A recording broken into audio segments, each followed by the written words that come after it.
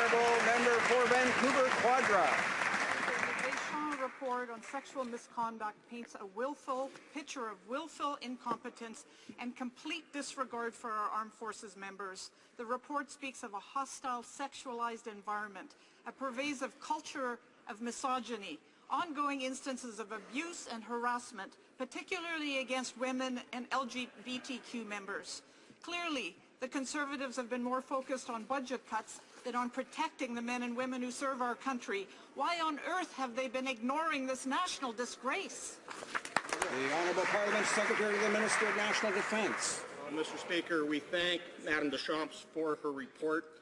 We are deeply concerned by the findings of this report. There is absolutely no place for sexual abuse and misconduct within the Canadian Armed Forces, and we support their goal to eliminate this kind of behaviour. We commend the Canadian Armed Forces for undertaking this review and accepting all 10 of its recommendations. We support the Canadian Armed Forces in undertaking a comprehensive action plan to have stronger support for victims, respond more effectively to incidences of inappropriate sexual behaviour, and prevent future occurrences. Member for Vancouver Quadra. According to the report, Canadian Armed Force members routinely suffer from abuse and assault, including rape.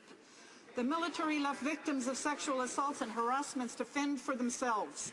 Those who speak up are stigmatized as weak, they're called troublemakers, they face retaliation from peers and supervisors, or they're labeled unfit for work. The government had the report for months, yet the budget had not a penny in it to fix this nightmare. They claim they're concerned. Why? Why have they not done anything about it nor put it in their budget? Honourable Parliament Secretary to the Minister of National Defence. Mr. Speaker, I want to assure this member and entire members of the House of Commons that all allegations that are reported are investigated, and where appropriate, charges are laid and individuals are prosecuted.